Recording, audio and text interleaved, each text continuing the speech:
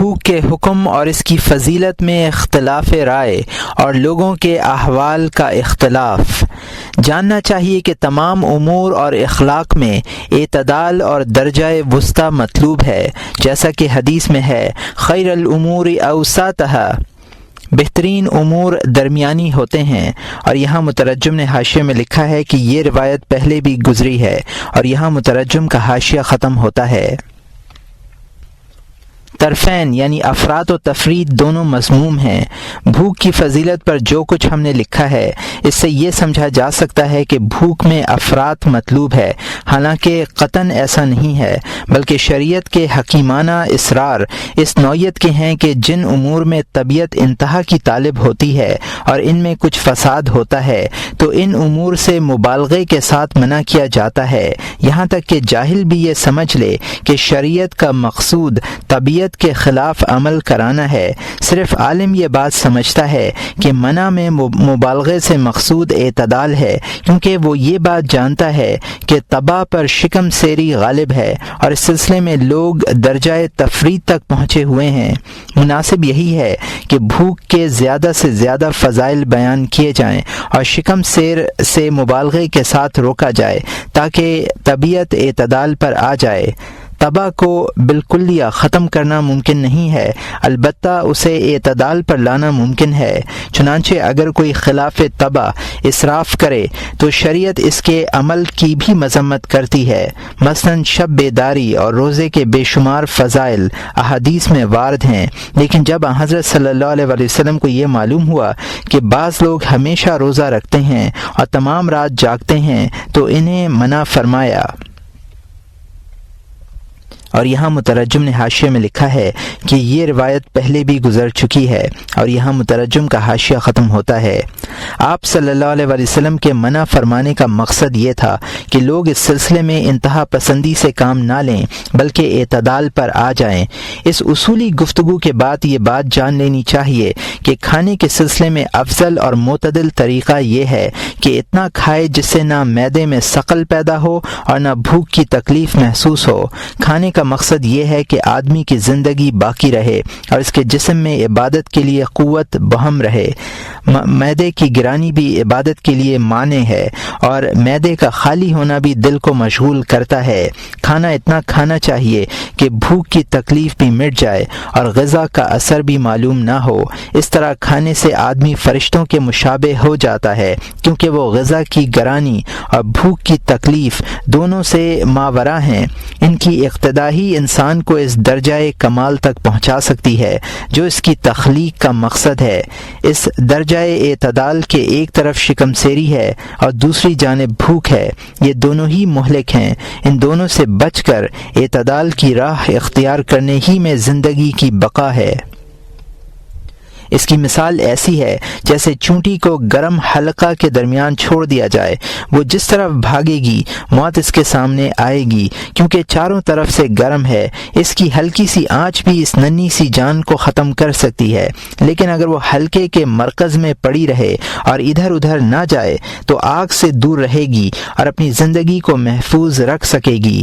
یہی حال انسان کا ہے کہ شہوات اسے چاروں طرف سے گھیرے ہوئے ہیں، فرشتے شہوات سے بہت دور ہیں۔ اس صورت میں ان سے مشابہت اختیار کرنے کا واحد طریقہ یہ ہے کہ شہوت سے دوری اختیار کی جائے، اور کیونکہ درجہ اعتدال تمام اطراف سے برابر کی دوری پر واقع ہے اسی لیے وہی مطلوب ہے، جیسا کہ خیر الامور اوسطها سے اس کا ثبوت ملتا ہے، اور آیت کریمہ سے اس کی تائید ہوتی ہے۔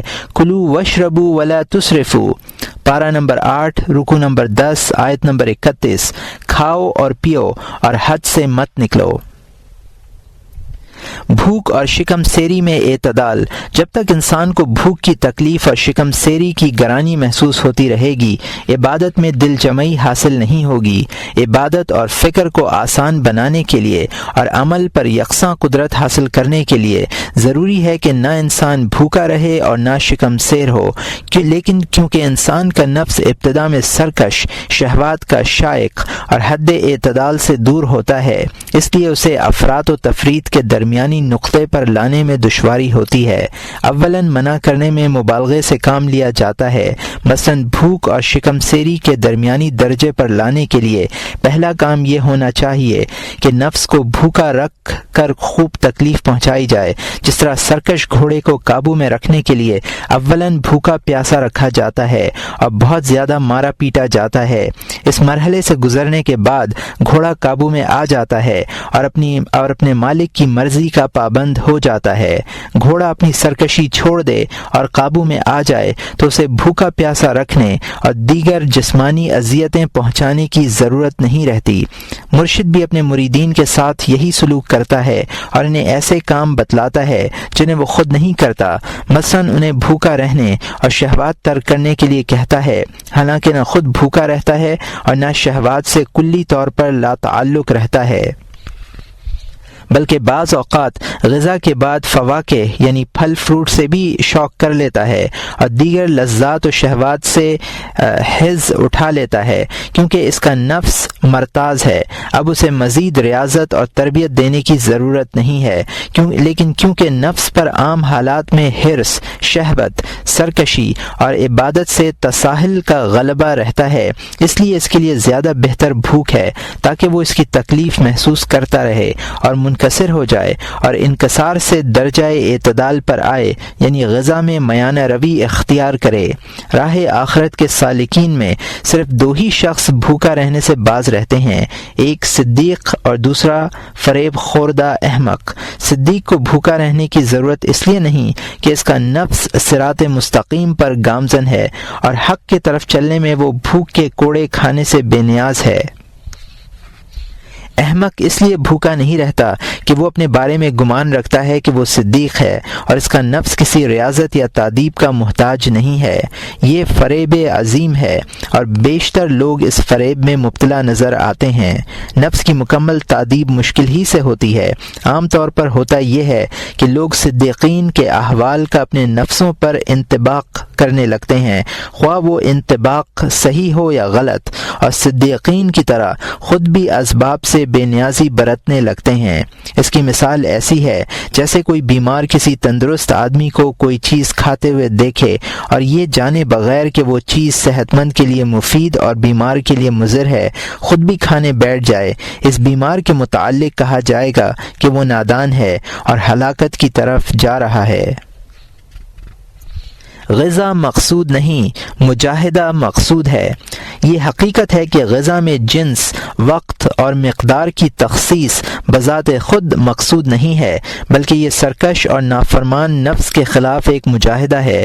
اس کی دلیل یہ ہے کہ حضرت صلی اللہ علیہ وسلم کے لیے یہ مقدار، وقت اور جنس مقرر نہ تھی۔ چنانچہ حضرت عائشہ رضی اللہ عنہا فرماتی ہیں کہ کبھی آپ اس قدر روزے رکھتے کہ ہم یہ خیال کرنے لگتے کہ اب افطار نہ کریں گے، اور کبھی اس قدر افطار کرتے کہ ہمیں خیال ہوتا کہ اب روزہ نہیں رکھیں گے، اور یہ بخاری و مسلم کی حدیث ہے۔ ایک روایت میں ہے کہ آپ اپنے گھر والوں کے پاس تشریف لے جاتے اور ان سے دریافت کرتے کہ کیا تمہارے پاس کھانے کے لیے کچھ ہے؟ اگر گھر کے لوگ عرض کرتے جی ہاں ہے تو آپ تناول کر لیتے، ورنہ فرماتے کہ میں روزے سے ہوں، اور یہ ابو داؤد، ترمذی اور نسائی کی حدیث ہے بروایت عائشہ رضی اللہ عنہا۔ حضرت عائشہ رضی اللہ عنہا فرماتی ہیں کہ جب آپ کے سامنے کوئی چیز پیش ہوتی تو آپ فرماتے میرا ارادہ روزہ رکھنے کا تھا، اور یہ بے حقی کی حدیث ہے۔ چنانچہ ایک روز آپ باہر تشریف لے گئے اور فرمایا کہ میں روزے سے ہوں، اتنے میں کہیں سے حیث آیا۔ میں نے عرض کیا یا رسول اللہ، ہمارے پاس حیث آیا ہوا ہے، اگر آپ فرمائیں تو حاضر کروں۔ آپ نے فرمایا میں تو روزہ رکھنا چاہتا تھا، تاہم لے آؤ، اور یہ مسلم کی حدیث ہے۔ اکابرین سلف کے مجاہدے۔ حضرت سہل تستری رحمۃ اللہ علیہ سے کسی نے دریافت کیا کہ شروع میں آپ کے مجاہدے کی کیا کیفیت تھی۔ انہوں نے مختلف قسم کی پرمشقت ریاضتوں کا ذکر کرتے ہوئے کہا کہ میں نے ایک مدت تک بیری کے پتے کھا کر دن گزارے ہیں، 3 برس تک انجیر کا آٹا استعمال کیا ہے، پھر 3 برس کے لیے 3 درہم مقرر کر لیے، 1 سال میں 1 درہم کی غذا کھا لیتا تھا۔ پوچھا اب کیا حال ہے؟ فرمایا اب نہ حد مقرر ہے اور نہ وقت حد، اور وقت کے مقرر ہونے کا مطلب یہ نہیں ہے کہ وہ بعد میں بہت زیادہ کھانے لگے تھے، بلکہ ان کا مقصد یہ تھا کہ اب میں اپنے کھانے کی کوئی مقدار متعین نہیں کرتا اور نہ وقت مقرر کرتا ہوں، بلکہ جس وقت مناسب سمجھتا ہوں اور جتنی غذا مناسب سمجھتا ہوں لے لیتا ہوں۔ حضرت معروف کرخی کے پاس لوگ عمدہ کھانے بھیجتے، آپ کھا لیا کرتے۔ کسی نے کہا کہ آپ عمدہ کھانے کھا لیتے ہیں، آپ کے بھائی بشیر نہیں کھاتے۔ انہوں نے جواب دیا کہ میرے بھائی بشیر کو ورا نے روک رکھا ہے اور مجھے معرفت نے وسعت بخشی ہے۔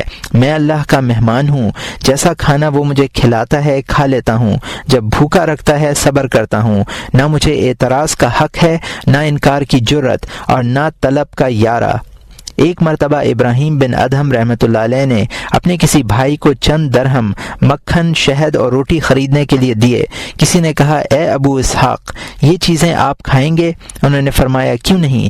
ارے احمق، جب ہمیں ملتا ہے تو مردوں کی طرح کھاتے ہیں اور نہیں ملتا تو مردوں کی طرح صبر کرتے ہیں۔ ایک دن ابراہیم بن ادہم رحمۃ اللہ علیہ نے انواع و اقسام کے کھانے تیار کرائے اور کچھ لوگوں کی دعوت کی۔ مدعوین میں سفیان ثوری اور اوزاعی رحمۃ اللہ علیہ بھی تھے۔ سفیان نے کہا اے ابو اسحاق، کیا آپ اسراف سے نہیں ڈرتے؟ فرمایا اسراف کھانے میں نہیں ہوتا، اسراف لباس اور ساز و سامان میں ہوتا ہے۔ بزرگوں کے احوال کا اختلاف۔ جس شخص کا علم تقلیدی اور سمعی ہوتا ہے وہ یہ مختلف احوال دیکھ کر حیرت میں پڑ جاتا ہے۔ ایک طرف ابراہیم بن ادہم کا توسع ہے، دوسری طرف مالک بن دینار کا یہ ارشاد اس کے پیش نظر ہے کہ 20 سال سے میرے گھر میں نمک داخل نہیں ہوا۔ ایک طرف سری سختی رحمۃ اللہ علیہ ہیں جن کے بارے میں بیان کیا جاتا ہے کہ وہ 40 سال تک انگور کے شیرے سے روٹی کھانے کے لیے ترستے رہے۔ وہ یہ پوچھتا ہے کہ ان بزرگوں کے حالات اس قدر مختلف کیوں ہیں؟ حق تو ایک ہی ہے، ان میں سے ایک یقیناً غلطی پر تھا، لیکن جس شخص کے دل پر علم کے اسرار منکشف ہو گئے ہوں اور جس کے لیے فہم و بصیرت کے دروازے کھول دیے گئے ہوں، وہ ان سب کو حق پر سمجھتا ہے۔ اس کے خیال میں انہوں نے جو کچھ کیا وہ ان کے حال اور وقت کے مناسب تھا۔ اس اختلاف کی حقیقت پر مطلع ہونے کے بعد احتیاط پسند آدمی اپنے تئیں یہ سمجھتا ہے کہ میں معرفت کی اس بلندی پر نہیں پہنچا جس پر مثلاً ابراہیم بن ادہم تھے۔ میرے لیے زیادہ بہتر مالک بن دینار اور سری سختی کا راستہ ہے۔ میرا نفس یقیناً ان کے نفوس سے زیادہ حق کا مطیع اور فرمانبردار نہیں ہو سکتا۔ فریب خوردہ شخص سمجھتا ہے کہ میرے لیے معروف کرخی اور ابراہیم ادہم کا طریقہ مفید ہے۔ میرا نفس ان دونوں کے نفوس سے زیادہ کیا نافرمان ہوگا؟ مجھے انہی کی اقتدا کرنی چاہیے اور اپنے آپ کو خدا کا مہمان سمجھ کر ہر اعتراض سے یکسو ہو جانا چاہیے۔ پھر اگر کوئی شخص اس فریب خوردہ بزرگ کی تعظیم کرنے میں یا اس کے حقوق کی بجا آوری میں ادنا درجے کی کوتاہی کا مرتکب بھی ہو جائے تو قیامت برپا ہو جاتی ہے اور ایسے شخص کو بددین، ملحد اور دوسرے خطابات سے نوازا جاتا ہے۔ احمقوں کی باغ دوڑ شیطان کے ہاتھ میں ہے، وہ جدھر چاہیں موڑ دیتے ہیں۔ غذا کے استعمال اور من پسند چیزوں کے کھانے کے سلسلے میں کسی مقدار کی پابندی کرنا صرف ان لوگوں کو زیب دیتا ہے جنہیں ولایت اور نبوت کا نور میسر ہو، اور وہ جس حالت میں بھی ہوں، خواہ انتباس کی ہو یا استرسال کی، ان کے اور باری تعالیٰ کے مابین کوئی علامت ہو، اور یہ اسی وقت ہو سکتا ہے جبکہ نفس خواہشات اور عادات کی قید سے نکل جائے، یہاں تک کہ وہ کھائے بھی تو کوئی نیت نہ ہو، نہ کھائے تب بھی نیت سے خالی نہ ہو۔ اس صورت میں اس کا کھانا اور نہ کھانا دونوں اللہ کے لیے ہوں۔ حضرت عمر بن الخطاب کی احتیاط پسندی دیکھیے۔ انہیں معلوم تھا کہ سرکار دو عالم صلی اللہ علیہ وسلم کو شہد پسند تھا اور آپ اسے کھاتے بھی تھے۔ یہ بخاری و مسلم کی حدیث ہے جس کو عائشہ رضی اللہ عنہا نے روایت کیا ہے۔ اس کے باوجود آپ نے اپنے نفس کو سرکار دو عالم صلی اللہ علیہ وسلم کے نفس پر قیاس نہیں کیا، بلکہ جب شہد کا ٹھنڈا مشروب آپ کی خدمت میں پیش کیا گیا تو ہاتھ میں پیالہ لے کر فرمایا اگر پی لوں تو اس کی لذت چند لمحوں میں ختم ہو جائے گی، لیکن اس کا مواخذہ باقی رہے گا۔ میرے پاس سے یہ مشروب لے جاؤ، مجھے آخرت کے حساب سے بچاؤ۔ مرشد کو یہ اسرار اپنے مرید کے سامنے بیان نہ کرنے چاہیے، بلکہ اس سے کہنا چاہیے کہ وہ زیادہ سے زیادہ بھوکا رہے۔ اسے اعتدال کی تعلیم دینا اس لیے مناسب نہیں کہ وہ اعتدال سے کسی قدر منحرف ضرور ہوگا، اسے تو انتہائی درجے کی بھوک کی ہدایت کرنی چاہیے تاکہ اس کے لیے اعتدال پر آنا سہل ہو جائے۔ مرید کو یہ بھی نہ بتلانا چاہیے کہ عارف کامل کو ریاضت اور نفس کی تادیب کی ضرورت باقی نہیں رہتی۔ اگر یہ بتلایا گیا تو شیطان اس کے دل میں یہ وسوسہ ڈالے گا کہ تم معرفت کے اعلیٰ درجے تک پہنچ چکے ہو اور تمہارے شیخ و مرشد کے ارشاد کے بموجب اب تمہیں کسی ریاضت کی ضرورت نہیں ہے۔ حضرت ابراہیم خواص کا دستور یہ تھا کہ جو ریاضت مرید کو بتلاتے خود بھی وہی کرتے، تاکہ وہ یہ نہ سوچے کہ شیخ صاحب خود تو اس پر عمل کرتے نہیں اور مجھے تلقین کرتے ہیں۔ ایسا نہ ہو کہ وہ ریاضت سے متنفر ہو جائے۔ مرشد کو بعض اوقات اپنے درجے سے نزول بھی کرنا پڑتا ہے، جیسے کشتی سکھانے والے پہلوان کیا کرتے ہیں کہ وہ محض مشق و تمرین کی خاطر اور اپنے شاگردوں کو داؤ پیچ سکھلانے کے لیے کمزور پڑ جاتے ہیں اور آسانی سے شکست کھا جاتے ہیں۔ نفس کی ریاضت کے لیے جسم کی ریاضت کے مقابلے میں زیادہ نرمی اور تلطف کی ضرورت ہے۔ ریاضت آزمائش کا میدان ہے، انبیاء اور اولیاء سبھی اس آزمائش سے گزرتے ہیں، اس لیے احتیاط ہر حال میں ضروری ہے۔ حضرت عمر رضی اللہ تعالیٰ عنہ کو معلوم ہوا کہ ان کے صاحبزادے عبداللہ ہر روز گوشت روٹی کھاتے ہیں۔ یہ سن کر انہوں نے درہ اٹھا لیا اور فرمایا، نالائق، ایک دن گوشت روٹی کھا، ایک دن دودھ سے روٹی کھا، ایک دن گھی سے کھا، ایک دن تیل سے کھا، ایک دن نمک سے کھا اور کسی دن روکھی بھی کھا۔ معلوم ہوا کہ اسی کا نام اعتدال ہے۔ گوشت اور دوسری شہوات پر مواظبت کرنا افراط و اسراف میں داخل ہے اور بالکلیہ ترک کر دینا تفریط ہے۔ کبھی کھانا اور کبھی نہ کھانا اعتدال ہے۔ کم خوری اور ترک شہوات کی آفتیں۔ جاننا چاہیے کہ تارک شہوات دو آفتوں کا نشانہ بنتا ہے۔ یہ آفتیں من پسند چیزیں کھانے کی آفتوں سے بھی زیادہ خطرناک ہیں۔ ایک آفت یہ ہے کہ نفس بعض شہوات نہیں چھوڑ سکتا۔ سالک تو چھوڑنا چاہتا ہے لیکن نفس اس کی اجازت نہیں دیتا۔ نفس کی خواہش پوری کرنے کے لیے بعض اوقات سالک یہ کرتا ہے کہ لوگوں سے چھپ کر وہ چیز کھا لیتا ہے۔ یہ شرک خفی ہے۔ ایک عالم سے کسی زاہد کا حال دریافت کیا گیا، وہ خاموش رہے۔ سائل نے پوچھا، کیا آپ ان کے زہد میں کچھ کمی محسوس کرتے ہیں؟ عالم نے جواب دیا کہ وہ تنہائی میں ایسی چیزیں کھاتا ہے جو مجمع میں نہیں کھاتا۔ یہ ایک بڑی آفت ہے۔ اگر کسی وجہ سے یہ صورت پیدا ہو جائے تو اپنی خواہش ظاہر کر دینی چاہیے۔ صدق حال اسی اظہار کو کہتے ہیں۔ صدق حال مجاہدے کا عوض ہے جو اعمال کی شامت سے ضائع چلا گیا، لیکن نقص کو مخفی رکھنے اور کمال کو ظاہر کرنے میں دو برابر کے نقصانات ہیں، جیسا کہ جھوٹ بولنا اور اس کا اخفا کرنا دو جھوٹ ہیں، اور یہ جھوٹ ڈبل ناراضگی کا مستحق ہے اور یہ جھوٹا ڈبل ناراضگی کا مستحق ہے۔ جب تک صدق دل سے توبہ نہیں کرتا یہ ناراضگی دور نہیں ہوتی۔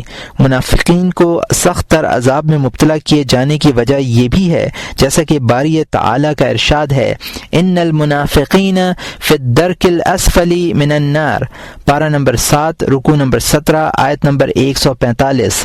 بلا شبہ منافقین دوزخ کے سب سے نیچے طبقے میں جائیں گے، اس لیے کہ کافر اگر کفر کرے اور اسے ظاہر کر دے تو یہ تنہا کفر ہے، اور کفر کرے اور اسے پوشیدہ رکھے تو یہ دوسرا کفر ہے۔ ایسے شخص کے متعلق کہا جائے گا کہ اس نے باری تعالیٰ کی نظر کو حقیر جانا اور مخلوق کی نظروں کو اہمیت دی، یعنی دل میں کفر رکھا، حالانکہ اللہ تعالیٰ دل کے حال پر مطلع ہیں، اور ظاہر سے کفر مٹایا جبکہ باطن کا اعتبار ہے۔ ظاہر کی کوئی اہمیت نہیں۔ عارفین شہوات بلکہ معاصی میں مبتلا کیے جاتے ہیں، لیکن ریا، فریب اور اخفا عیب میں مبتلا نہیں کیے جاتے، بلکہ معرفت کا کمال تو یہ ہے کہ اللہ تعالیٰ کے لیے شہوتیں ترک کر دے اور ظاہر یہ کرتا رہے کہ وہ میں مبتلا ہے۔ یہ اظہار اس لیے کرے تاکہ لوگوں کی نظروں میں حقیر ہو جائے۔ ایک بزرگ من پسند چیزیں خرید کر گھر میں نمایاں جگہ پر رکھ دیتے تاکہ لوگ یہ سمجھیں کہ وہ یہ چیزیں کھاتے ہیں، حالانکہ وہ غذا کھایا کرتے تھے۔ یہ اظہار اپنے حال کے سلسلے میں لوگوں کو مغالطہ دینے کے لیے تھا تاکہ لوگ بزرگ سمجھ کر ان کی طرف رجوع نہ کریں۔ کمال زہد یہی ہے کہ زہد میں زہد کے خلاف کرے، یعنی ظاہر یہ کرے کہ وہ زاہد نہیں ہے بلکہ مبتلائے شہوات ہے۔ یہ صدیقین کا عمل ہے۔ جس طرح منافق نے 2 کذب جمع کیے ہیں، اسی طرح صدیق بھی 2 صدقوں کا جامع ہے۔ اس نے اپنے نفس پر ڈبل بوجھ ڈالا ہے اور 2 مرتبہ جامع صبر پیا ہے۔ ایک مرتبہ اس وقت جب اس نے من پسند چیز کو خیر بات کہا، اور دوسری بار اس وقت جب لوگوں نے اس کا ظاہر حال کو ہدف طعن بنایا۔ ایسے لوگوں کے بارے میں ارشاد ہے، اولئک یؤتون اجرہم مرتین، پارہ نمبر 20 رکوع نمبر 9 آیت نمبر 54۔ ان لوگوں کو دوہرا ثواب ملے گا۔ ان لوگوں کا حال اس شخص کے مشابہ ہے جسے کوئی چیز سب کے سامنے دی جائے اور وہ اس وقت تو قبول کر لے لیکن چھپا کر واپس کر دے۔ اس کو 2 وجہ سے تکلیف ہوگی۔ اول اس لیے کہ اسے سب کے سامنے وہ چیز دے کر ذلیل کیا گیا، دوم اس لیے کہ اس نے وہ چیز چھپا کر پیش کر دی جبکہ وہ اس کا ضرورت مند بھی تھا۔ سالک کو اگر یہ مرتبہ حاصل نہ ہو تو اسے اپنے عیب کے اعلان اور شہوت کے اظہار میں اجتناب نہ کرنا چاہیے، اور شیطان کے اس فریب میں نہ آنا چاہیے کہ اگر میں نے اپنے عیوب ظاہر کر دیے تو لوگ ان عیوب میں بھی میری اقتدا کریں گے۔ اس لیے لوگوں کی اصلاح کی خاطر بہتر یہ ہے کہ میں اپنا حال مخفی رکھوں۔ سالک کو سمجھ لینا چاہیے کہ دوسرے کی اصلاح سے زیادہ اہم اپنی اصلاح ہے۔ دوسروں کی اصلاح کے نقطۂ نظر سے اپنا حال مخفی رکھنے والے شخص کا مقصد ریا ہے، اور وہ دوسروں کی اصلاح کے بہانے شیطان کی اتباع میں مصروف ہے۔ حقیقت یہ ہے کہ وہ لوگوں کے اعراض کے خوف سے اپنے عیوب ظاہر نہیں کرنا چاہتا، نہ اسے اپنی اصلاح مقصود ہے اور نہ غیر کی اصلاح۔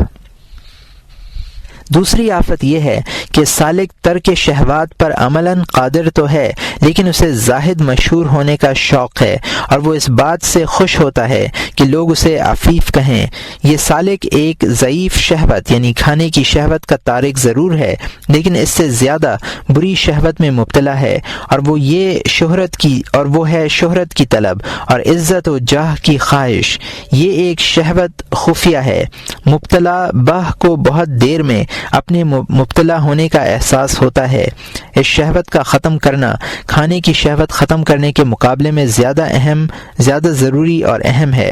اگر کوئی شخص ریاکاری سے دور رہے اور کھانے کی شہوت میں مبتلا ہے، وہ اس شخص سے بہتر ہے جو کھانے کی شہوت کا تارک اور حب جاہ میں مبتلا ہے۔ ابو سلیمان کہتے ہیں، جب تیرے سامنے کوئی ایسی غذا آئے جسے تو نے ترک کر رکھا ہے تو اس میں تھوڑا سا کھا لے، البتہ نفس کی خواہش زیادہ کھانے کی پوری مت کر۔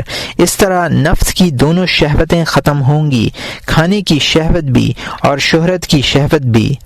جعفر بن محمد صادق کہتے ہیں کہ جب میرے سامنے کوئی اچھی اور من پسند چیز پیش کی جاتی ہے تو میں اپنے نفس پر ڈالتا ہوں۔ اگر میں یہ دیکھتا ہوں کہ وہ ظاہر میں کھانے کی طرف مائل ہے تو میں اسے کھلا دیتا ہوں۔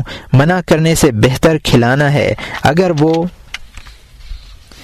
اندرونی طور پر خواہش رکھتا ہے اور ظاہر یہ کرتا ہے کہ میں اس کا تارک ہوں تو میں اسے وہ چیز نہیں کھلاتا۔ اس سے نفس کو سزا دینے کا طریقہ معلوم ہوتا ہے۔ کھانے کی شہوت کا تارک اور ریا کی شہوت کا مرتکب ایسا ہے جیسے کوئی شخص بچھو سے بھاگ کر سانپ کے پہلو میں پناہ لے، حالانکہ سانپ اس کے لیے زیادہ خطرناک ہے۔ اسی طرح ریا کھانے کی خواہش سے زیادہ نقصان دہ ہے۔ شرمگاہ کی شہوت۔ جاننا چاہیے کہ انسان کے اندر جمع کی شہوت 2 فائدوں کے لیے پیدا کی گئی ہے۔ ایک فائدہ تو یہ ہے کہ انسان جمع کی لذت پر آخرت کی لذتوں کو قیاس کر سکے۔ اگر یہ لذت دیرپا ہوتی تو جسم کی لذتوں میں سب سے زیادہ قوی ہوتی، جیسا کہ آگ کی تکلیف جسم کی تمام تکلیفوں سے زیادہ سخت ہے۔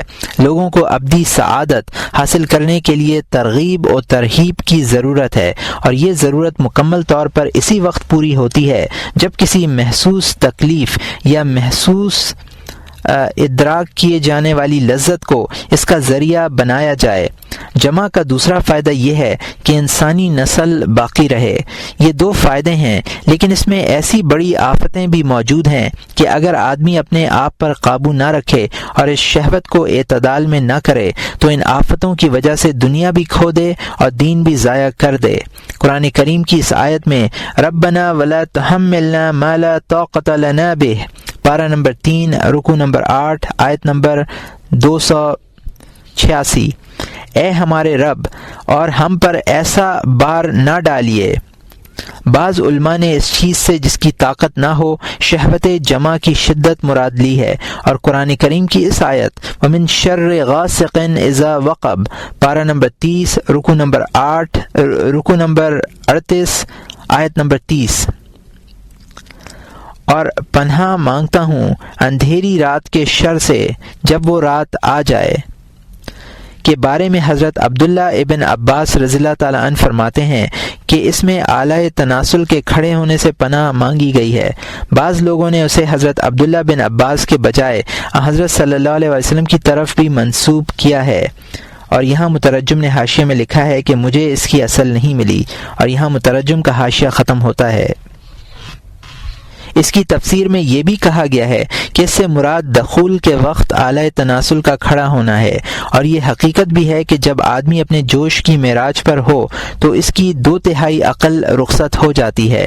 حضرت صلی اللہ علیہ وسلم یہ دعا بھی فرمایا کرتے تھے، اعوذ بک من شر سمعی و بصری و قلبی و منی، اے اللہ میں تیری پناہ چاہتا ہوں اپنے کان، اپنی آنکھ، اپنے دل اور اپنی منی کے شر سے۔ عورتوں کے متعلق یہ ارشاد نبوی بھی اسی حقیقت کی طرف اشارہ کرتا ہے، النساء حبائل الشیطان ولولا هذه الشهوة لما كان للنساء سلطنة على الرجال۔ یہ الاصفہانی فی الترغیب والترہیب کی حدیث ہے جس کو خالد بن زید الجہنی نے روایت کیا ہے۔ عورتیں شیطان کے جال ہیں، اگر یہ شہوت نہ ہوتی تو عورتوں کو مردوں پر قابو نہ ہوتا۔ روایت یہ ہے کہ حضرت موسیٰ علیہ السلام کسی مجلس میں تشریف فرما تھے کہ ابلیس آیا، اس کے سر پر ایک ٹوپی تھی جس میں بہت سے رنگ چمک رہے تھے۔ آپ کی مجلس میں پہنچنے کے بعد اس نے وہ ٹوپی اتار کر رکھ دی اور سلام کیا۔ موسیٰ علیہ السلام نے پوچھا تو کون ہے؟ اس نے جواب دیا میں ابلیس ہوں۔ آپ نے فرمایا اللہ تجھے موت دے، تو یہاں کس لیے آیا ہے؟ اس نے کہا آپ اللہ کے نزدیک عظیم مرتبے اور منصب پر فائز ہیں، اس لیے میں آپ کو سلام کرنے کی غرض سے حاضر ہوا ہوں۔ حضرت موسیٰ نے دریافت کیا تو نے مختلف رنگوں کی ٹوپی کیوں اوڑھ رکھی تھی؟ اس نے جواب دیا اس ٹوپی کے ذریعے میں بنی نوع انسان کے دلوں کو اچکتا ہوں اور انہیں فریب دیتا ہوں۔ حضرت موسیٰ علیہ السلام نے پوچھا کہ انسان کے کس عمل کی بنا پر تو اسے زیر کر لیتا ہے؟ جواب دیا جب اس کے دل میں کبر پیدا ہو جاتا ہے، اپنے کم عمل کو بہت سمجھتا ہے اور اپنے گناہوں کو بھول جاتا ہے۔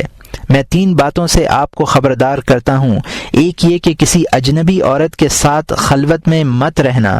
جب کوئی شخص کسی اجنبی کے ساتھ تنہا ہوتا ہے تو میں انہیں فتنے میں مبتلا کرنے کے لیے خود بچتا ہوں، اپنے کسی چیلے کو نہیں بھیجتا۔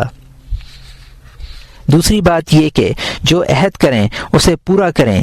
تیسری بات یہ ہے کہ زکوٰۃ اور صدقے کے لیے جو رقم علیحدہ کریں اسے فوراً تقسیم کر دیں۔ ایسے مواقع پر بھی میں پہنچنے میں جلدی کرتا ہوں اور اس طرح کے ہیلے اختیار کرتا ہوں کہ وہ آدمی اپنی نیت بدل دے اور خیرات نہ کرے۔ اس کے بعد شیطان یہ کہتا ہوا چلا گیا، افسوس موسیٰ کو وہ باتیں معلوم ہو گئیں جن میں آدمی مبتلا ہو جاتا ہے۔ حضرت سعید بن المسیب رضی اللہ تعالیٰ عنہ فرماتے ہیں کہ ماضی میں جتنے بھی انبیاء اور رسل مبعوث ہوئے ہیں ان سب کے متعلق شیطان کو یہی خوش فہمی رہی کہ میں انہیں عورتوں کے ذریعے ہلاکت میں مبتلا کر دوں گا۔ میرے نزدیک بھی عورتوں سے بڑھ کر کوئی چیز خطرناک نہیں ہے، اسی لیے میں مدینہ منورہ میں رہتے ہوئے صرف 2 گھروں میں جاتا ہوں، ایک اپنے گھر اور ایک اپنی بیٹی کے گھر، جمعے کے دن نہانے دھونے کے لیے۔ ایک بزرگ فرماتے ہیں کہ شیطان عورت سے کہتا ہے کہ تو میرا آدھا لشکر ہے، تو میرا تیر ہے، جب میں یہ تیر چلاتا ہوں تو نشانے سے خطا نہیں کرتا، تو میری رازدار ہے، تو میرا قصد اور پیغامبر ہے۔ شیطان کا آدھا لشکر شہوت ہے اور آدھا لشکر غضب ہے، وہ انہی دو لشکروں کے ذریعے دلوں کو فتح کرتا ہے، اور شہوت میں بھی عظیم تر عورت کی شہوت ہے۔ شرمگاہ کی شہوت کے 3 درجات۔ کھانے کی شہوت کی طرح اس شہوت کے بھی 3 درجے ہیں، افراط، تفریط اور اعتدال۔ افراط یہ ہے کہ شہوت عقل پر غالب آ جائے اور مرد کے سامنے عورتوں سے تلذذ حاصل کرنے کے علاوہ کوئی دوسرا مقصد ہی باقی نہ رہے، اسے عورت کی صحبت میں لگا کر راہ آخرت سے بیگانہ کر دے اور دین پر غالب ہو کر منکرات میں مبتلا کر دے۔ شہوت میں افراد سے بہت سی برائیاں پیدا ہوتی ہیں، مثلاً یہ کہ باہ کو قوت دینے والی دواؤں کی فکر ہوتی ہے، جس طرح بعض لوگ کھانا ہضم کرنے کے لیے چورن تلاش کرتے ہیں یا ایسی دوائیں استعمال کرتے ہیں جن سے معدہ مضبوط ہو اور کھانے کی اشتہا پیدا ہو۔ اس شخص کی مثال ایسی ہے جیسے کوئی درندوں اور سانپوں میں گھر جائے اور جب وہ غافل ہو کر اسے فرار کا موقع دیں تو وہ انہیں کسی ہیلے سے جگا دے اور مشتعل کر دے تاکہ وہ اس پر حملہ آور ہوں، اور جب وہ غافل ہو کر اسے فرار کا موقع دیں تو وہ انہیں کسی ہیلے سے جگا دے اور مشتعل کر دے تاکہ وہ اس پر حملہ آور ہوں، اور جب وہ اپنی عادت کے مطابق حملہ کر بیٹھیں تو بچنے کی تدبیر کرے۔ غذا اور جمع دونوں کی شہوتیں درندوں اور سانپوں کی طرح موذی اور مہلک ہیں، اگر ان سے بچنا ممکن ہو تو اسے غنیمت سمجھنا چاہیے۔ مقوی اور حازم دواؤں اور چورنوں کے ذریعے ان دونوں شہوتوں کو جگانا اور مشتعل کرنا خود اپنی ہلاکت کو دعوت دینا ہے۔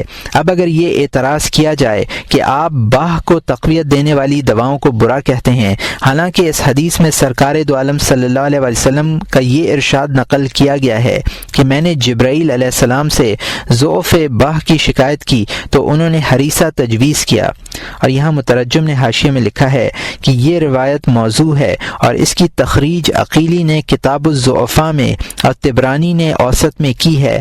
حذیفہ رضی اللہ تعالیٰ عنہ اس کے راوی ہیں، اور یہاں مترجم کا حاشیہ ختم ہوتا ہے۔ اس کا جواب یہ ہے کہ حضرت صلی اللہ علیہ وسلم کے نکاح میں 9 عورتیں تھیں، ان سب کو جمع کے نقطۂ نظر سے مطمئن کرنا آپ پر واجب تھا، کیونکہ ان کے لیے آپ سے طلاق لے کر غیر سے نکاح کرنا حرام تھا۔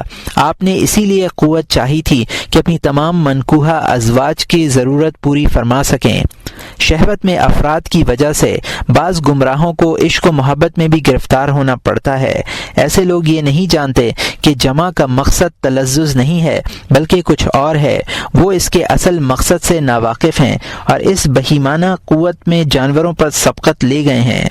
پھر عاشق ایک مخصوص اور متعین فرد کے علاوہ اپنی شہوت کہیں پوری نہیں کر سکتا، وہ یہی سمجھتا ہے کہ مجھے اسی سے جمع کر کے سکون مل سکتا ہے۔ اس مقصد کے لیے وہ ہر طرح کی ذلت برداشت کرتا ہے، رسوائی مول لیتا ہے، حتیٰ کہ غلامی بھی قبول کر لیتا ہے، اپنی عقل و بصیرت کی لاش شہوت کے قدموں میں ڈال دیتا ہے۔ حالانکہ انسان اس لیے پیدا کیا گیا ہے کہ وہ دوسری تمام مخلوقات اس کی اطاعت کریں، اس کی تخلیق اس لیے نہیں ہوئی کہ وہ شہوت کا خادم بن جائے اور اس کی خدمت گزاری میں کوئی دقیقہ فروغ گذاشت نہ کرے۔ عشق شہوت کے افراد ہی کا دوسرا نام ہے۔ یہ ایسے دل کا مرض ہے جسے کوئی کام نہ ہو، جس کے سامنے کوئی مقصد نہ ہو۔ شہوت کی شدت سے ابتدا ہی میں بچا جا سکتا ہے، اس طرح کہ کسی اجنبیہ پر نظر پڑ جائے تو دوبارہ نہ دیکھے اور اپنی فکر میں مشغول رہے۔ شہوت مستحکم ہونے کے بعد مشکل ہی سے ختم ہوتی ہے۔ یہی حال مال، جاہ، زمین، جائیداد اور اولاد کی محبت کا ہے کہ ان کی محبت بھی راسخ ہونے کے بعد جلدی سے زائل نہیں ہوتی۔ جہاں تک تیتر بازی، چوسر بازی اور شطرنج وغیرہ کھیلوں سے دلچسپی بھی اتنی زیادہ ہو جاتی ہے کہ انسان ان کے سامنے دین و دنیا کی کسی چیز کو اہمیت نہیں دیتا۔ یہ چیزیں اسے ہر وقت بے چین اور مضطرب کیے رہتی ہیں۔ جو شخص عشق کی آگ کو ابتدا ہی میں ٹھنڈی کر دیتا ہے، اس کی مثال ایسی ہے جیسے کوئی شخص یہ چاہے کہ گھوڑا دروازے میں داخل نہ ہو۔ چنانچہ جب بھی وہ دروازے کی جانب رخ کرے اس کی باگ پکڑ کر کھینچ لے، اور عشق کے شعلے بھڑکنے کے بعد انہیں ٹھنڈا کرنے والے شخص کی مثال ایسی ہے جیسے کوئی شخص گھوڑے کو اولاً دروازے میں داخل ہونے دے، اور جب وہ داخل ہو جائے تو پیچھے سے دم پکڑ کر کھینچنا شروع کر دے۔ اس صورت میں کیا گھوڑا سرکشی نہیں کرے گا؟ ان دونوں باتوں میں سہولت اور دشواری کے اعتبار سے کتنا فرق ہے۔ اسی لیے احتیاط ابتدا ہی میں کرنی بہتر ہے۔ مرض جب سنگین ہو جاتا ہے تو اس کے علاج میں بڑی محنت اور جدوجہد کرنی پڑتی ہے۔ بعض اوقات یہ علاج اتنا سخت مذموم ہے اور یہ بھی مذموم ہے کہ آدمی میں شہوت باقی ہی نہ رہے اور نامرد بن جائے۔ ان دونوں کے درمیان درجہ اعتدال ہے، وہی محمود ہے۔ اعتدال یہ ہے کہ آدمی شہوت کے تابع نہ ہو بلکہ شہوت عقل و شرع کے تابع ہو، ان کی ہدایات پر عمل کرے۔ شہوت کی زیادتی بھوک اور نکاح کے ذریعے ختم کی جاتی ہے۔ ارشاد نبوی ہے، یا معشر الشباب من استطاع منکم النکاح فلیتزوج فمن لم یستطع فعلیہ الصیام فإنہ لہ وجاء۔ نوجوانوں، تم میں سے جو شخص نکاح کر سکتا ہو اسے نکاح کرنا چاہیے، اور جسے اس کی قدرت نہ ہو اسے روزہ رکھنا چاہیے، اس لیے کہ روزہ اس کے حق میں خصی ہونا ہے۔ اور یہاں مترجم نے حاشیے میں لکھا ہے کہ یہ روایت کتاب النکاح جلد 2 میں گزر چکی ہے، اور یہاں مترجم کا حاشیہ ختم ہوتا ہے۔ مرید کے لیے نکاح کرنا بہتر ہے یا نکاح نہ کرنا بہتر ہے؟ مرید کو اپنے سلوک کی ابتدا میں نکاح کر کے نفس کو مشغول نہ کرنا چاہیے، اس لیے کہ ازدواجی زندگی راہ سلوک میں آگے بڑھنے سے روک سکتی ہے۔ آدمی نکاح کرے گا تو لامحالہ بیوی سے انسیت بھی ہوگی، اور جو شخص غیر اللہ سے مانوس ہوگا وہ اللہ سے مانوس نہیں ہو سکے گا، بلکہ جس قدر غیر اللہ سے قریب ہوگا اسی قدر اللہ تعالیٰ سے دور ہوگا۔ حضرت صلی اللہ علیہ وسلم کے نکاح کی کثرت سے دھوکے میں نہ آنا چاہیے، اس لیے کہ حضرت صلی اللہ علیہ وسلم کے قلب مبارک میں اللہ تعالیٰ کی محبت اس درجے غالب تھی کہ دنیا کی تمام چیزیں مل کر بھی اسے ختم یا کم نہیں کر سکتی تھیں۔ یہ روایت پہلے بھی گزر چکی ہے۔ ملائکہ کو لوہاروں سے کیا نسبت، کہاں ذرہ کہاں آفتاب۔ حضرت صلی اللہ علیہ وسلم کو دوسروں پر کیسے قیاس کیا جا سکتا ہے؟ اللہ کی محبت میں آپ صلی اللہ علیہ وسلم کے استغراق کی یہ کیفیت تھی کہ دل میں ہر وقت ایک جوش رہتا، اور کبھی یہ جوش اتنی شدت اختیار کرتا کہ دل کے پھٹنے کا اندیشہ ہو جاتا۔ اسی عالم میں آپ اپنی رانوں پر ہاتھ مارتے اور حضرت عائشہ رضی اللہ عنہا سے فرماتے، اے عائشہ کوئی بات کرو۔ اور یہاں مترجم نے حاشیے میں لکھا ہے کہ مجھے اس روایت کی اصل نہیں ملی، اور یہاں مترجم کا حاشیہ ختم ہوتا ہے۔ وجہ یہی تھی کہ آپ کے دل میں اللہ تعالیٰ کی محبت کا جذبہ اتنا شدید ہوتا کہ بعض اوقات آپ اپنے کو اس کا تحمل کرنے سے قاصر پاتے۔ اللہ تعالیٰ سے آپ کو طبعی انس تھا، جبکہ دوسروں سے عارضی انس ہوا کرتا تھا، اور وہ بھی اس لیے تاکہ بدن کو کچھ راحت مل جائے۔ آپ راحت کے لیے لوگوں میں بیٹھتے، لیکن جب صبر نہ آتا تو تنگی محسوس فرماتے اور ارشاد فرماتے، ارحنا بہا یا بلال، اے بلال نماز سے ہم کو راحت دو۔ اور یہاں مترجم نے حاشیے میں لکھا ہے کہ یہ روایت کتاب الصلاۃ میں گزر چکی ہے، اور یہاں مترجم کا حاشیہ ختم ہوتا ہے۔ اور آپ صلی اللہ علیہ وسلم نماز میں مشغول ہو جاتے، نماز میں آپ کی آنکھوں کی ٹھنڈک تھی۔ اور یہاں مترجم نے حاشیے میں لکھا ہے کہ یہ روایت بھی گزر چکی ہے، اور مترجم کا حاشیہ یہاں ختم ہوتا ہے۔ اگر کوئی کمزور اعتقاد کا حامل شخص اپنے آپ کو سرکار دو عالم صلی اللہ علیہ وسلم پر قیاس کرنے بیٹھ جائے تو یہ اس کی حماقت کا ثبوت ہے، وہ فریب کا شکار ہے۔ معمولی عقلیں اسرار و رموز کے ادراک نہیں کر پاتی۔ حقیقت یہ ہے کہ ابتدا میں مرید کو تجرد کی زندگی ہی اختیار کرنی چاہیے۔ چنانچہ ابو سلیمان دارانی رحمۃ اللہ علیہ فرماتے ہیں کہ میں نے کسی مرید کو نکاح کرنے کے بعد اور دنیا کی طرف مائل ہونے کے بعد اپنی سابقہ حالت پر برقرار نہیں دیکھا۔ یہ بھی فرمایا کرتے تھے کہ جو چیز بھی اللہ سے باز رکھے، خواہ وہ مال ہو، بیوی ہو یا اولاد ہو، منحوس ہے۔ کسی نے پوچھا کہ آپ کیوں فلاں عورت سے انس حاصل کرنے یعنی نکاح کر بیٹھے ہیں؟ فرمایا خدا نہ کرے میں اس سے انس کروں، غیر اللہ سے انس کرنا اللہ سے دور ہونا ہے۔ تجرد کی حد، لیکن تجرد اسی وقت تک مناسب ہے جب تک شہوت کمزور ہے، لیکن جب شہوت میں شدت پیدا ہو جائے تو اولاً یہ کوشش ہونی چاہیے کہ دیر تک بھوکا رہ کر اور مسلسل روزے رکھ کر اس شدت کو ختم کیا جائے، لیکن اگر ایسا کرنا ممکن نہ ہو اور کوشش کے باوجود شہوت کی شدت ختم نہ ہو تو نکاح کر لینا بہتر ہے، تاکہ شہوت کا جوش سرد پڑ جائے اور طبیعت پرسکون ہو جائے۔ اور اس شدت کا معیار یہ ہے کہ آنکھ کو دیکھنے سے باز نہ رکھ سکتا ہو، اگرچہ شرمگاہ کی حفاظت پر قادر ہو، اس لیے کہ اگر آنکھ کو محفوظ نہ رکھ سکے تو فکر میں دل جمعی پیدا نہیں ہوگی۔ آنکھ کے مشاہدات دل کے تصورات اور خیالات کو درہم برہم کریں گے۔ پھر آنکھ کا دیکھنا بھی زنا ہے اور صغیرہ گناہوں میں سر فہرست ہے، صغیرہ سے کبیرہ بھی ہو جاتا ہے اگر اس پر اصرار کیا جائے۔ جو شخص اپنی آنکھ کی حفاظت نہ کر سکے وہ اپنے دین کی کیا حفاظت کرے گا؟ حضرت عیسیٰ علیہ السلام فرمایا کرتے تھے دیکھنے سے بچو، اس سے دل میں شہوت کا بیج پڑ جاتا ہے اور آدمی فتنے میں مبتلا ہو جاتا ہے۔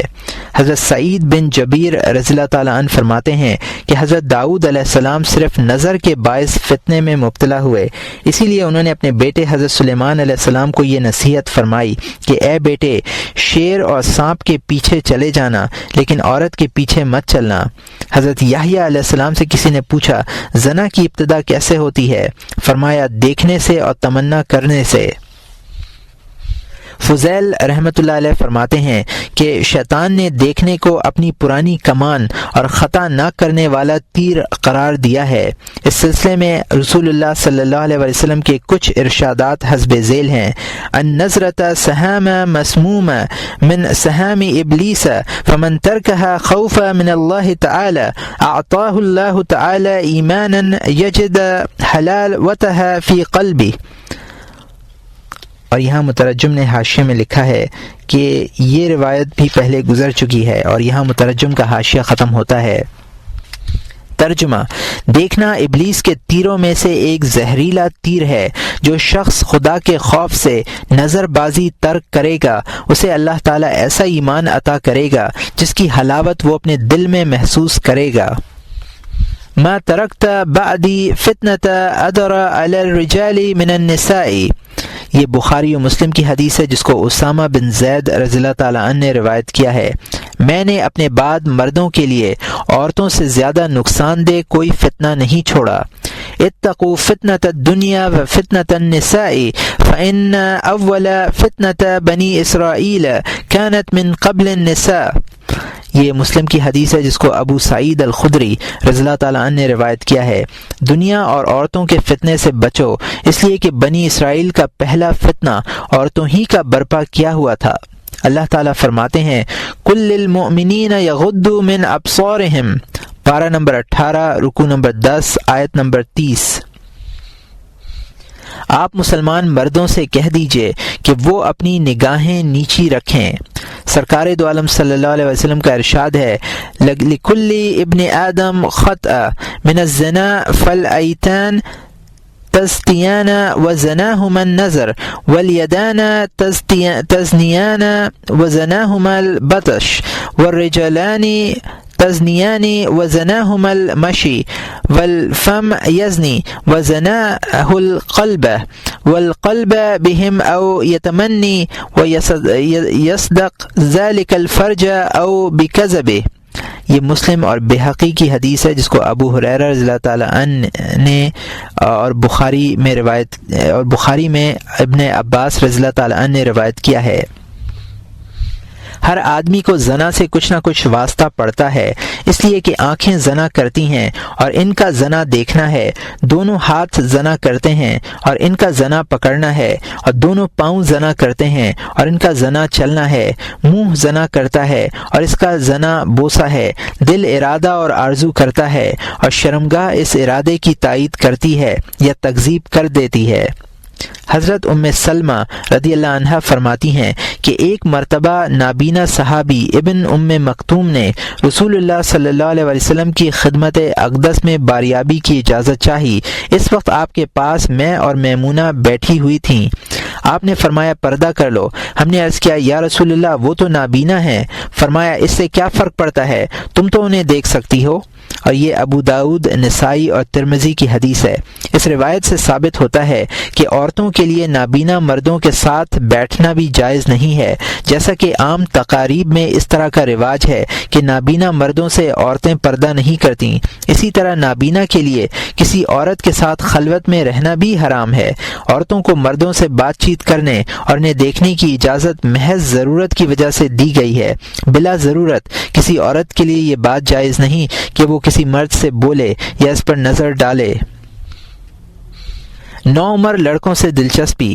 اگر کوئی مرید عورتوں کو دیکھنے سے اپنی آنکھوں کو محفوظ رکھنے پر قادر ہے لیکن نوعمر لڑکوں کو دیکھنے سے آنکھوں کی حفاظت نہیں کر سکتا، اسے بھی نکاح کر لینا چاہیے، اس لیے کہ لڑکوں کا شر عورتوں کے شر سے زیادہ ہے۔ اس کی وجہ یہ ہے کہ اگر کسی عورت کی طرف میلان ہو بھی گیا تو وہ اسے نکاح کے ذریعے حاصل کر سکتا ہے اور جائز طریقے پر اپنی شہوت پوری کر سکتا ہے، لیکن لڑکے سے شہوت پوری کرنا کسی طرح جائز نہیں ہے، بلکہ اس کی طرف شہوت کی نظر سے دیکھنا بھی حرام ہے۔ نوعمر حسین لڑکے بڑے فتنہ ہیں۔ بعض کمزور ایمان کے دل ان کی طرف مائل ہو جاتے ہیں اور ان کے چہروں میں اپنے لیے کشش پاتے ہیں۔ داڑھی والے چہروں کی بنسبت بغیر داڑھی کے چہروں کو دیکھنا پسند کرتے ہیں۔ یہ سب امور فتنہ ہیں، ان سے بچنا چاہیے۔ اس سلسلے میں یہ کہا جا سکتا ہے کہ جہاں تک خوبصورتی اور بدصورتی کا سوال ہے، ہر ذی حس ان دونوں میں فرق کر سکتا ہے اور لڑکوں کے چہرے ہمیشہ کھلے رہتے ہیں۔ اس صورت میں ان سے نگاہوں کو محفوظ رکھنا کس طرح ممکن ہے؟ اس کا جواب یہ ہے کہ تمیز سے ہمارا مقصد صرف آنکھ کی تمیز نہیں ہے، بلکہ حسین اور قبیح چہروں کے درمیان تمیز کا عمل ایسا ہونا چاہیے جیسے کوئی شخص سرسبز درخت اور خزاں رسیدہ درخت میں، یا صاف پانی اور گدلے پانی میں، یا پھولوں سے بوجھل ٹہنی اور پتیوں سے آری شاخ میں فرق کرتا ہے۔ ظاہر ہے اسے سرسبز درخت، صاف پانی اور پھولوں سے بوجھل ٹہنی ہی پسند ہوگی۔ اسی کی طرف وہ اپنی طبیعت اور قلب کو مائل پائے گا، لیکن یہ میلان اور پسندیدگی شہوت سے خالی ہوگی۔ یہی وجہ ہے کہ اس کے دل میں پھولوں اور کلیوں کو چھونے اور نہ ہی بوسہ دینے کی خواہش ہوتی ہے اور نہ صاف پانی کو چومنے کو دل چاہتا ہے۔ یہی حال خوبصورت چہروں کا ہے۔ اگر قبیح چہروں کے مقابل وہ اچھے معلوم ہوں اور انہیں دیکھنے کو دل چاہے اور شہوت کا کوئی جذبہ نہ ہو تو اس میں کوئی حرج نہیں ہے، لیکن اگر دل میں اسے دیکھ کر قریب ہونے اور بوس و کنار کرنے کی خواہش ہو تو یہ نظر وہ نظر نہیں کہلائے گی جو اچھی چیز کو اچھی اور بری چیز کو بری سمجھتی ہے، بلکہ یہ شہوت کی نظر کہلائے گی، اور شہوت کی نظر حرام ہے۔ لوگ اسے معمولی سمجھ کر نظر انداز کر دیتے ہیں اور یہ نظر بازی انہیں غیر شعوری اور غیر محسوس طریقے پر گناہ میں آلودہ کر دیتی ہے۔ ایک تابعی بزرگ فرماتے ہیں کہ میرے خیال میں عابد و زاہد نوجوان کو امرد کی ہم نشینی سے جتنا نقصان پہنچ سکتا ہے اتنا نقصان درندے سے بھی نہیں پہنچ سکتا۔ سفیان ثوری رحمۃ اللہ علیہ فرماتے ہیں کہ اگر کوئی شخص شہوت کے جذبے سے امرد کے پاؤں کی ایک انگلی یا 2 انگلیوں سے بھی کھیلے گا تو لوتی قرار پائے گا۔ بعض اکابرین سلف سے منقول ہے کہ اس امت میں 3 قسم کے لوتی ہوں گے۔ ایک قسم صرف دیکھنے والوں کی ہوگی، دوسری قسم میں عمل کرنے والے ہوں گے۔ نظر کی آفت۔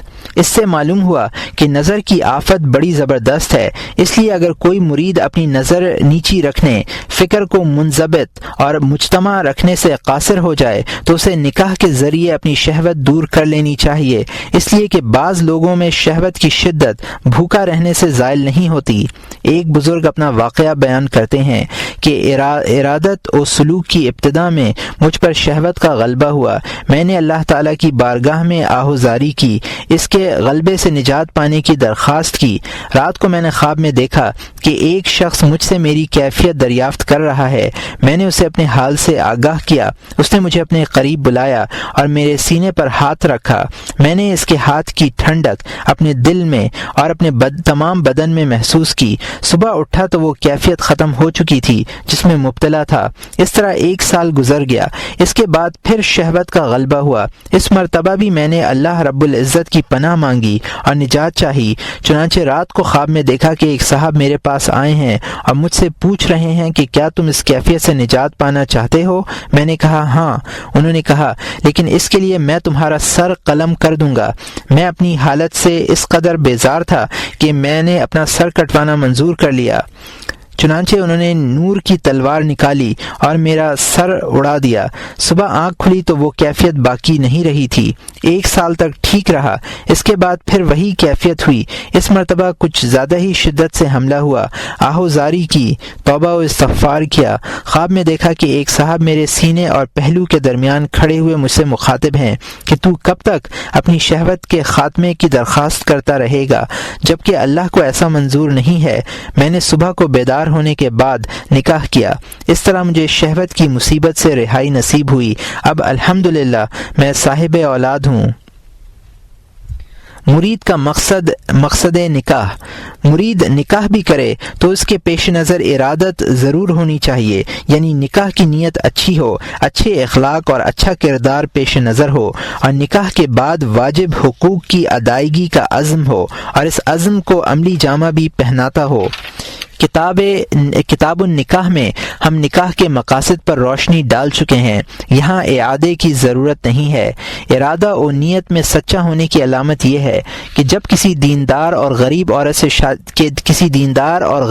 سے شادی کرے، مالدار عورت کا خواہشمند نہ ہو۔ ایک بزرگ فرماتے ہیں کہ مالدار عورت سے نکاح کرنے میں 5 خرابیاں ہیں۔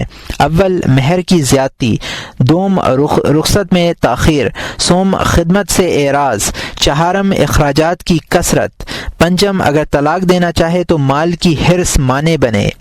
مفلس عورت میں ان میں سے کوئی خرابی نہیں پائی جاتی۔ بعض لوگ کہتے ہیں کہ بہتر یہ ہے کہ عورت مرد سے 4 چیزوں میں کم ہو ورنہ وہ اسے حقیر سمجھے گی۔ وہ 4 چیزیں یہ ہیں: عمر، قد، مال اور حسب، اور 4 چیزوں میں مرد سے زیادہ ہو: خوبصورتی، ادب، پرہیزگاری اور خوش اخلاقی میں۔ نکاح کو دائم و قائم رکھنے میں صدق ارادہ کی علامت خوش قلقی ہی ہے۔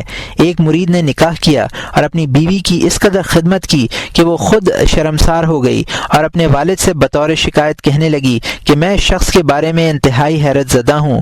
مجھے اس کے گھر میں رہتے ہوئے اتنے برس گزر گئے، لیکن اس عرصے میں میں نے جب بھی بیت الخلاء جانے کا ارادہ کیا اس نے مجھ سے پہلے وہاں پانی پہنچانے کی کوشش کی۔ ایک بزرگ نے خوبصورت عورت سے نکاح کا پیغام دیا۔ جب شادی کے دن قریب آئے تو اس عورت کی چیچک نکل آئی اور اس کا چہرہ بدنما ہو گیا۔ عورت کے والدین اور گھر والے اس خیال سے بہت پریشان ہوئے کہ اب ان کی بیٹی ناپسند کر دی جائے گی اور یہ شادی نہ ہو سکے گی۔ ان بزرگ کو اس بیماری کی اطلاع ملی تو انہوں نے آنکھوں کی بیماری کا بہانہ کیا اور جان بوجھ کر اندھے بن گئے۔ شادی ہوئی۔ وہ مرد خدا 20 برس تک نابینا بنے رہے۔ 20 برس کے بعد جب بیوی کا انتقال ہوا تو آنکھیں کھول دیں۔ دوستوں اور پڑوسیوں نے حیرت ظاہر کی اور پوچھا اتنے عرصے تک کس لیے اندھے بنے رہے؟ جواب دیا اس لیے تاکہ میری بیوی کے گھر والے پریشان نہ ہوں اور انہیں یہ خیال تکلیف نہ دے کہ میں بیوی کا بدنما چہرہ دیکھ کر اسے طلاق دے دوں گا۔ لوگ اس جواب سے حیرت زدہ رہ گئے اور کہنے لگے کہ اب ایسے لوگ کہاں ہیں، یہ تو پچھلے لوگوں کا اخلاق تھا۔ ایک صوفی نے ایک بد اخلاق عورت سے نکاح کیا اور اس کی ہر اذیت پر صبر کرتے رہے۔ لوگوں نے کہا بھی کہ آپ ایسی عورت کو ہرگز اپنے نکاح میں نہ رکھیں، طلاق دے کر سکون پائیں۔ فرمایا میں اسے اس لیے طلاق نہیں دیتا کہ کہیں وہ ایسے شخص کے نکاح میں نہ چلی جائے جو اس کی بدخلقی پر صبر نہ کر سکے اور اذیت پائے۔ میں تو صبر کر ہی لیتا ہوں۔ بہرحال اگر مرید نکاح کرے تو اس کا یہی حال اور طرز عمل ہونا چاہیے، ورنہ اگر ترک نکاح پر قادر ہو تو بہتر یہی ہے، خاص طور پر اس وقت جب کہ نکاح کی فضیلت اور راہ آخرت کے سلوک کو میں جمع نہ کر سکے اور یہ سمجھے کہ نکاح کرنا اس کے لیے راہ سلوک میں مانع بن جائے گا۔ جیسا کہ محمد بن سلیمان ہاشمی سے روایت ہے کہ ان کے یہاں 80,000 درہم کا اناج ہر روز آیا کرتا تھا۔ انہوں نے بصرے کے لوگوں اور علماء کو لکھا کہ وہ کسی عورت سے شادی کرنے کے خواہش مند ہیں۔ سب نے حضرت رابعہ ادویہ بصریہ پر اتفاق کیا کہ وہ ان کے لیے بیوی کی حیثیت سے انتہائی موزوں رہیں گی۔ چنانچہ سلیمان ہاشمی نے ان لوگوں کا مشورہ قبول کرتے ہوئے حضرت رابعہ بصریہ کو حسب ذیل مکتوب روانہ کیا: بسم اللہ الرحمن الرحیم، حمد و صلات کے بعد اللہ تعالیٰ مجھے ہر روز 80,000 درہم کے غلے کا مالک بنا دیتے ہیں۔ بہت جلد یہ مقدار 80,000 سے بڑھ کر 1,00,000 درہم ہو جائے گی۔ اگر تم منظور کرو تو یہ سب کچھ تمہارا ہی ہے۔ حضرت رابعہ نے اس خط کا یہ جواب تحریر فرمایا: بسم اللہ الرحمن الرحیم، اما بعد، دنیا سے زہد اختیار کرنے میں دل اور جسم دونوں کے لیے راحت ہے، اور دنیا میں رغبت سے غم و آلام ہاتھ آتے ہیں۔ مجھے آپ کا خط ملا ہے، اس کا جواب میں یہ عرض کرتی ہوں کہ آپ میرا رقعہ ملنے کے فوری طور پر اپنے توشے کی فکر کریں اور آخرت کی تیاری کریں، اور اپنے نفس کے خود وسیع ہوں تاکہ دوسروں کو میراث تقسیم کرنے میں وسیع کی ضرورت پیش نہ آئے۔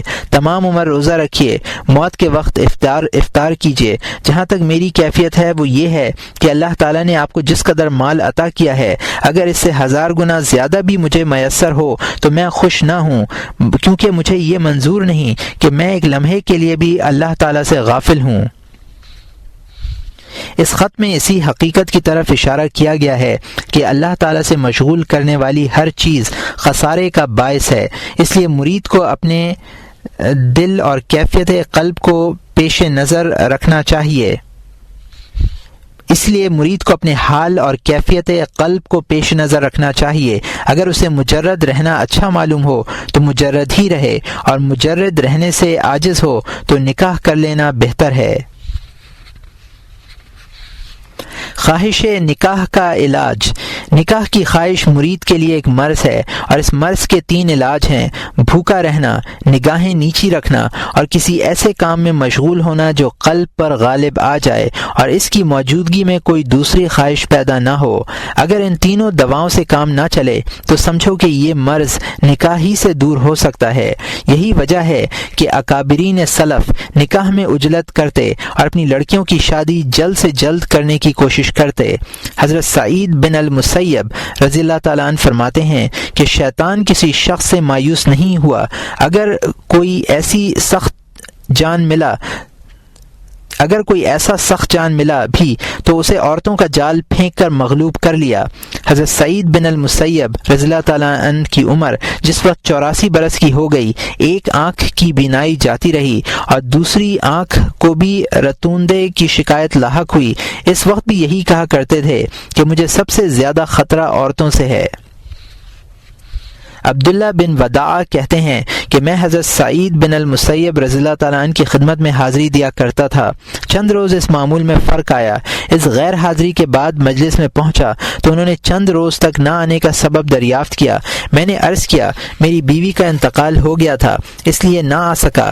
فرمایا تم نے ہمیں اطلاع نہ کی، ہم بھی تعزیت کے لیے آتے۔ اٹھنے کا ارادہ کیا تو فرمانے لگے کیا دوسری بیوی آ گئی ہے کہ اتنی جلدی جانا چاہتے ہو؟ میں نے عرض کیا حضرت میں غریب آدمی ہوں، مجھے کون اپنی بیٹی دے گا؟ فرمایا میں دوں گا۔ میں نے حیرت سے کہا کیا آپ دیں گے؟ فرمایا ہاں، کیا میں جھوٹ کہتا ہوں؟ اسی وقت خطبہ پڑھا اور 2-3 درہم مہر پر اپنی بیٹی کا نکاح مجھ سے کر دیا۔ میں اس مجلس سے اس عالم میں اٹھا کہ خوشی کی وجہ سے میرے ہاتھ پاؤں پھول رہے تھے اور میں یہ نہیں سمجھ پا رہا تھا کہ کیا کروں۔ اس حالت میں اپنے گھر پہنچا، چراغ جلایا اور سوچنے لگا کہ نکاح تو ہو گیا، اب کس سے مانگوں، کس سے قرض ادھار لوں؟ مغرب کی نماز پڑھی، پھر گھر واپس ہوا۔ اس دن میرا روزہ بھی تھا۔ گھر میں اس وقت تیل روٹی موجود تھی، وہی لے کر بیٹھ گیا۔ اسی وقت دروازے پر دستک ہوئی۔ میں نے پوچھا کون؟ جواب آیا سعید۔ میں سوچنے لگا یہ کون سعید ہو سکتے ہیں؟ مجھے سعید بن المسیب رضی اللہ تعالیٰ عنہ کا خیال بھی نہ آیا، اس لیے کہ انہوں نے 20 سال سے مسجد کے علاوہ کہیں آنا جانا ترک کر رکھا تھا۔ دروازہ کھول کر دیکھا تو سعید بن المسیب رضی اللہ تعالیٰ عنہ کھڑے ہوئے تھے۔ میں نے سوچا شاید آپ کسی ضرورت سے تشریف لائے ہوں۔ عرض کیا کہ آپ نے مجھے کیوں نہ بلا لیا؟ فرمایا میں نے آج اپنی بیٹی سے تمہارا نکاح کیا ہے، اس لیے مجھے یہ اچھا معلوم نہ ہوا کہ تم تنہا رات گزارو۔ میں تمہاری بیوی کو لے کر آیا ہوں، دیکھا تو ایک عورت آپ کے پیچھے کھڑی ہوئی تھی۔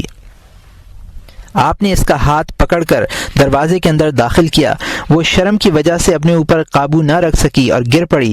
میں نے اسے اٹھایا اور اچھی طرح دروازہ بند کیا۔ چراغ کے پاس روٹی رکھی ہوئی تھی، اسے اندھیرے میں رکھا تاکہ بیوی کی نظر نہ پڑے۔ اب فکر ہوئی کیا کروں، گھر کی چھت پر چڑھا اور محلے والوں کو آواز دے کر جمع کیا۔ جب وہ سب آ گئے تو میں نے ان سے کہا کہ آج سعید بن المسیب رضی اللہ تعالیٰ عنہ نے اپنی بیٹی مجھ سے منسوب کر دی ہے۔ انہوں نے حیرت سے پوچھا کہ کیا تمہاری بیوی گھر میں موجود ہے؟ میں نے کہا ہاں۔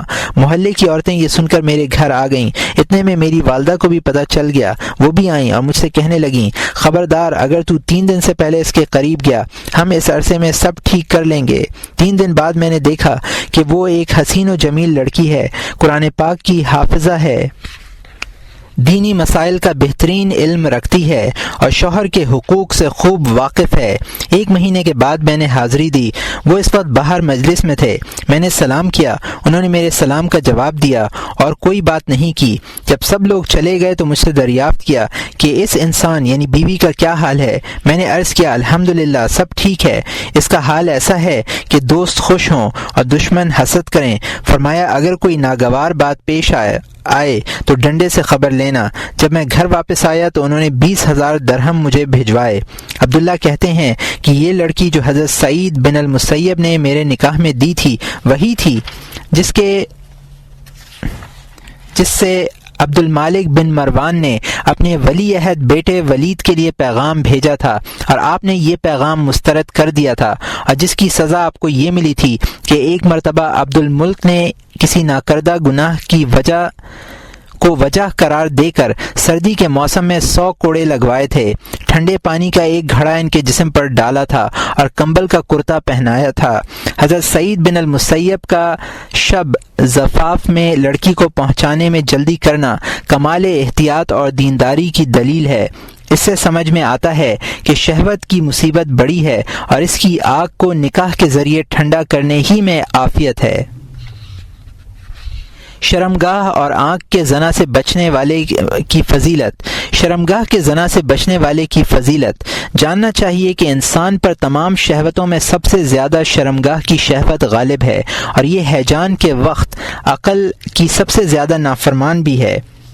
علاوہ ازیں اس فعل بد کے نتائج شرمناک حد تک برے ہیں، اس کے ارتکاب سے شرم آتی ہے اور ڈر محسوس ہوتا ہے۔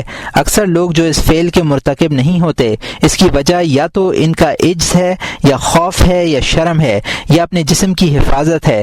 ان میں سے کوئی بھی وجہ ایسی نہیں ہے جس پر ثواب ملے، اس لیے کہ ان وجوہات کی بنا پر زنا سے رکنا نفس کے ایک حص پر دوسرے حص کو ترجیح دینا ہے جو اگرچہ گناہ سے بہتر ہے، لیکن فی نفسی ہی وہ حص قابل ثواب ہرگز نہیں ہے۔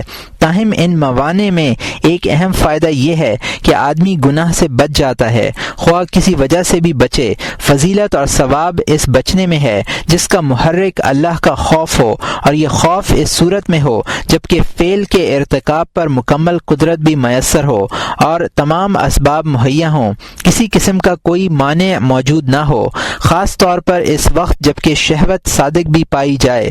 یہ درجہ صدیقین کا ہے۔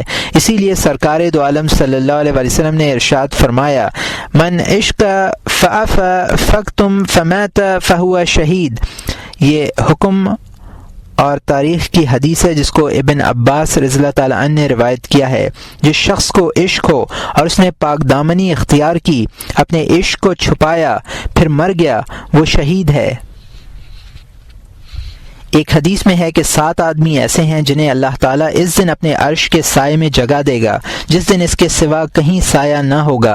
ان 7 میں ایک وہ شخص ہے جسے کوئی حسین اور عزت دار عورت اپنی طرف بلائے اور وہ یہ کہہ کر اس کی دعوت رد کر دے انی اخاف اللہ رب العالمین، میں اللہ سے جو تمام جہان کا رب ہے ڈرتا ہوں۔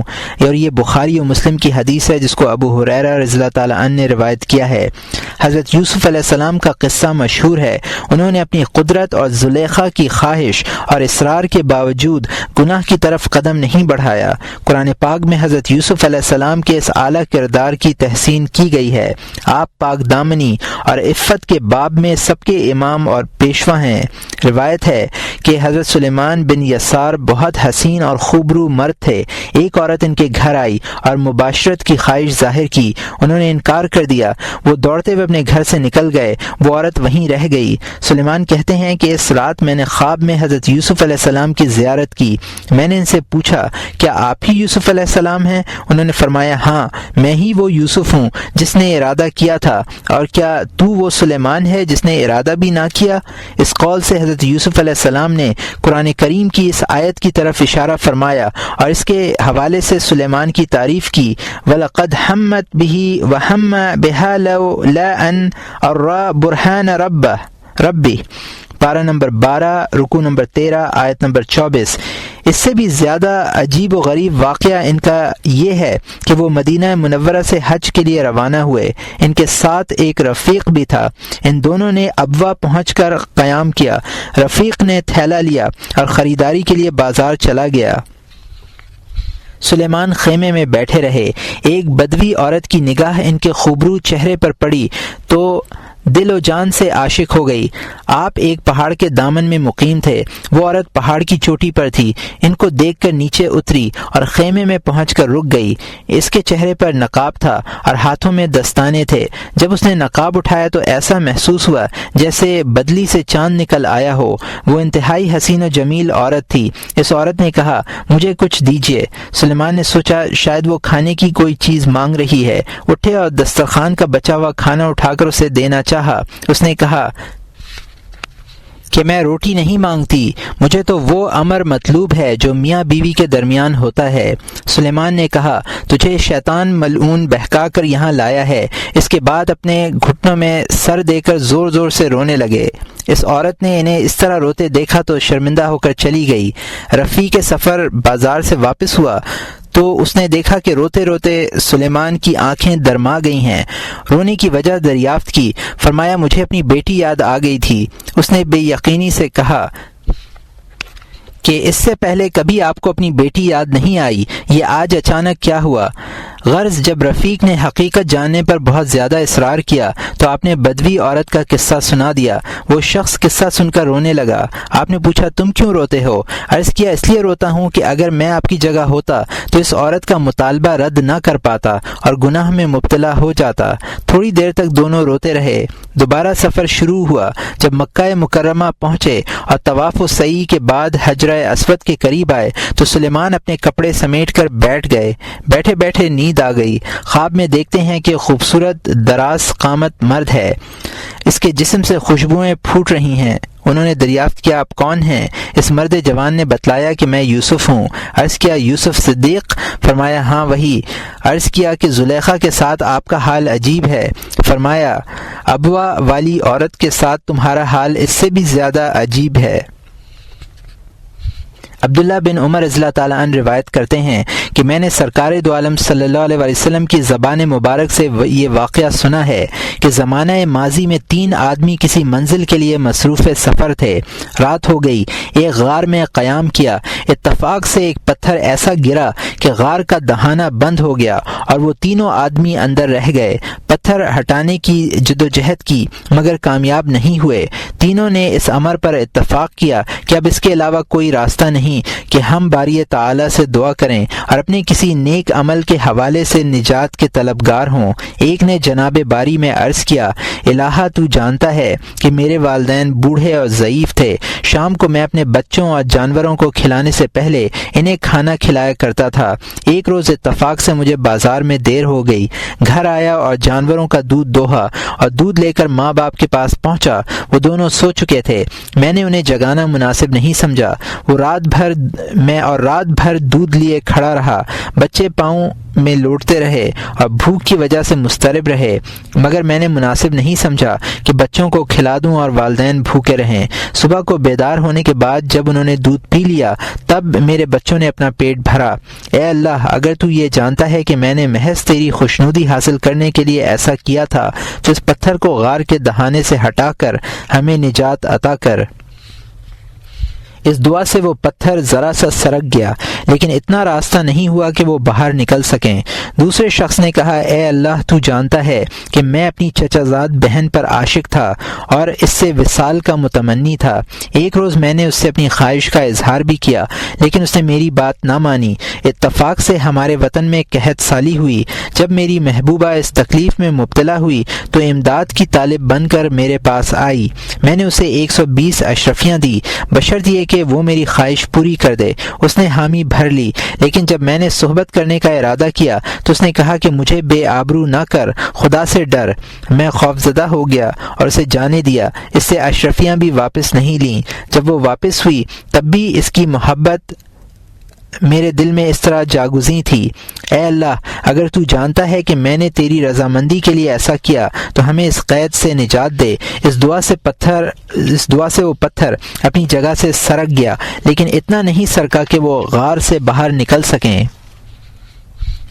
تیسرے نے کہا، رب العالمین، میں نے چند مزدور کرائے پر حاصل کیے تھے اور ان سب کو ان کی اجرت دے دی تھی۔ صرف ایک شخص ایسا باقی رہ گیا تھا جو اپنی اجرت لیے بغیر چلا گیا تھا۔ میں نے اس کی اجرت کی رقم تجارت میں لگا دی تھی۔ تجارت کو ترقی ہوئی اور اس کی رقم بڑھتی چلی گئی، یہاں تک کہ اس کا بہت سا مال میرے پاس جمع ہو گیا۔ ایک مدت کے بعد وہ شخص میرے پاس آیا اور کہنے لگا، اے بندہ خدا، میری اجرت دے۔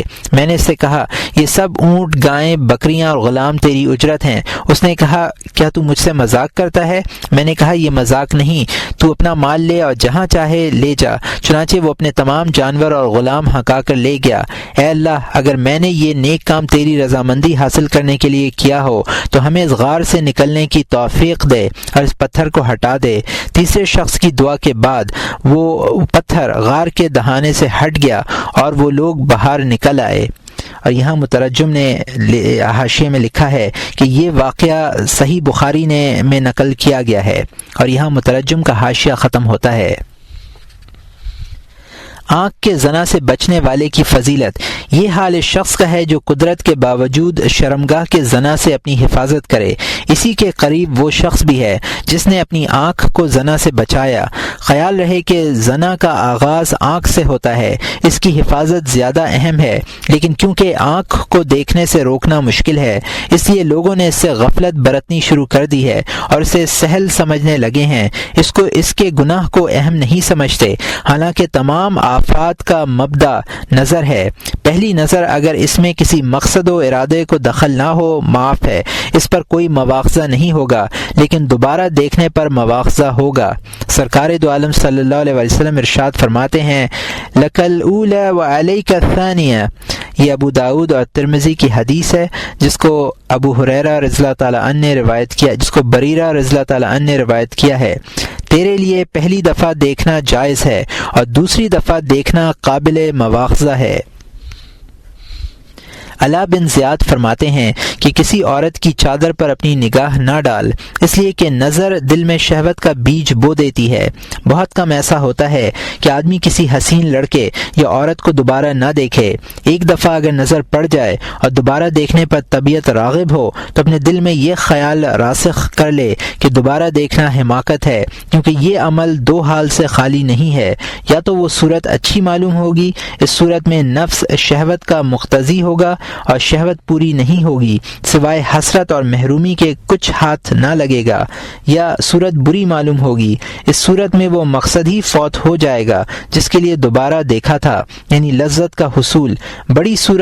بری صورت دیکھنے سے لطف آئے گا نہیں اور نامہ اعمال میں معصیت کا اضافہ ہو جائے گا، اسے کہتے ہیں گناہ بے لذت۔ بہرحال دوبارہ دیکھنے میں یا حسرت ملے گی یا لذت سے محرومی نصیب ہوگی، یہ دونوں ہی امر بیکار ہیں اور معصیت کا باعث ہیں، لیکن اگر آنکھوں کی حفاظت کی جائے اور انہیں دیکھنے سے باز رکھا جائے تو دل بہت سی آفتوں سے محفوظ رہتا ہے۔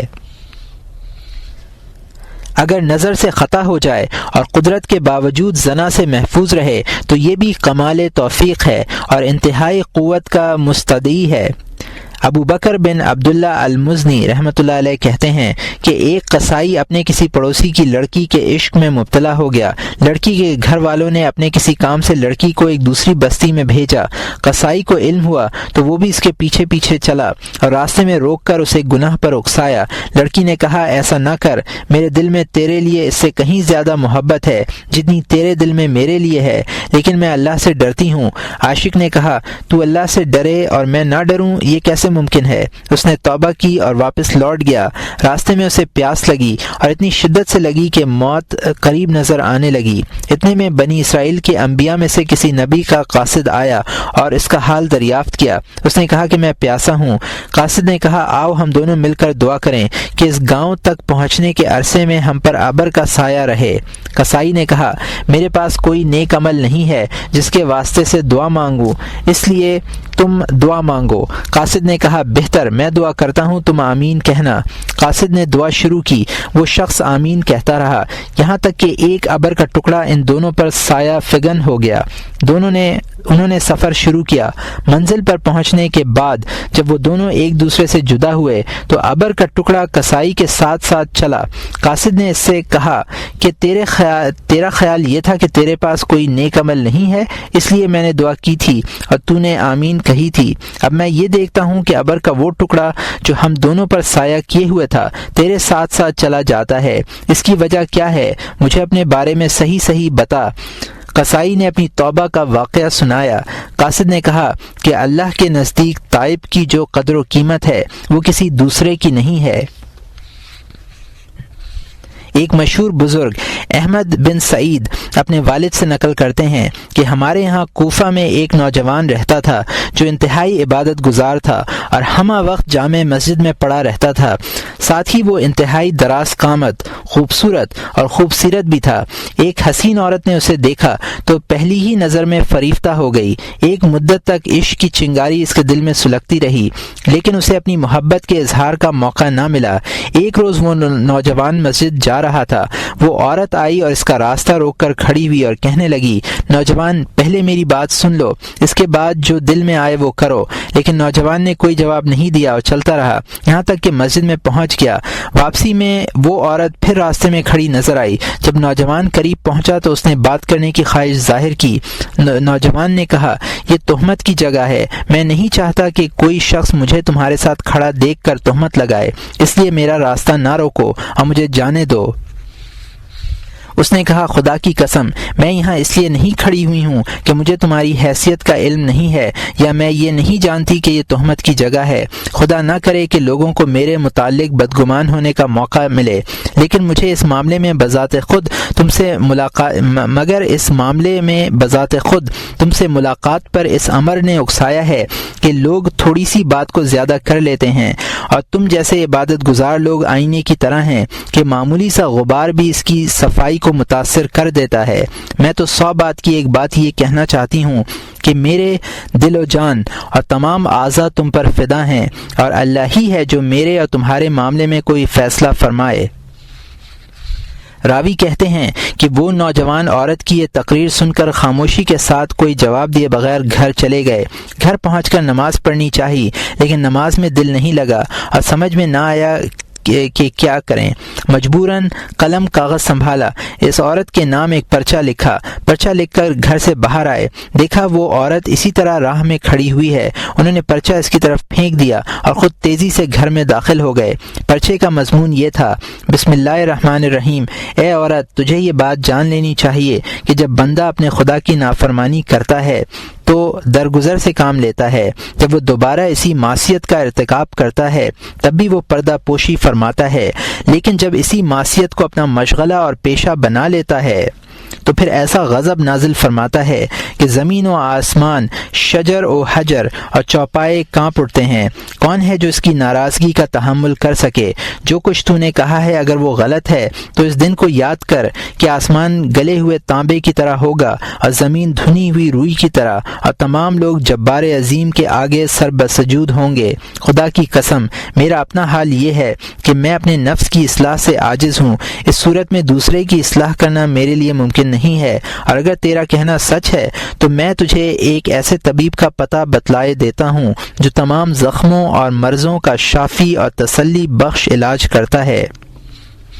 وہ طبیب اللہ ہے جو تمام جہانوں کا رب ہے۔ اس کے حضور میں اپنی درخواست پیش کر، اس سے اپنی مطلب براری چاہ، میں تیرے لیے کچھ نہیں کر سکتا۔ یہ آیت تلاوت کرتا ہوں۔ وَأَنذِرْهُمْ يَوْمَ الْآزِفَةِ إِذَا الْقُلُوبِ لَدَى الْحَنَاجِرِ قَاذِمِينَ وَمَا لِلظَّالِمِينَ مِنْ حَمِيمٍ وَلَا شَفِيعٍ يُطَاعُ يَعْلَمُ خَائِنَةَ الْأَعْيُنِ وَمَا تُخْفِي الصُّدُورُ۔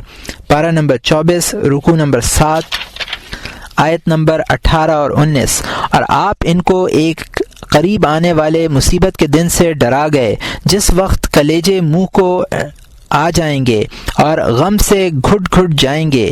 اس روز ظالموں کا نہ کوئی ولی دوست اور نہ کوئی سفارشی ہوگا جس کا کہا مانا جائے۔ وہ آنکھوں کی چوری کو جانتا ہے اور ان باتوں کو بھی جو سینوں میں پوشیدہ ہیں۔ چند روز کے بعد وہ عورت پھر راستے میں کھڑی نظر آئی۔ انہوں نے اسے دیکھ کر واپس لوٹنے کا ارادہ کیا لیکن ملاقات ہو گئی۔ یہ کہہ کر خوب روئی اور کہنے لگی کہ میں خدا سے جس کے ہاتھ میں تمہارا دل ہے یہ دعا کرتی ہوں کہ وہ تمہارے سلسلے میں درپیش میری مشکل آسان فرما دے۔ اس کے بعد نصیحت اور وصیت کرنے کے لیے کہا۔ نوجوان نے کہا، میں صرف یہ نصیحت کرتا ہوں، خود کو اپنے نفس سے محفوظ رکھنا اور اس آیت کو ہمیشہ ہمہ وقت ذہن میں رکھنا۔ وَالَّذِي يَتَوَفَّاكُم بِاللَّيْلِ وَيَعْلَمُ مَا جَرَحْتُم بِالنَّهَارِ۔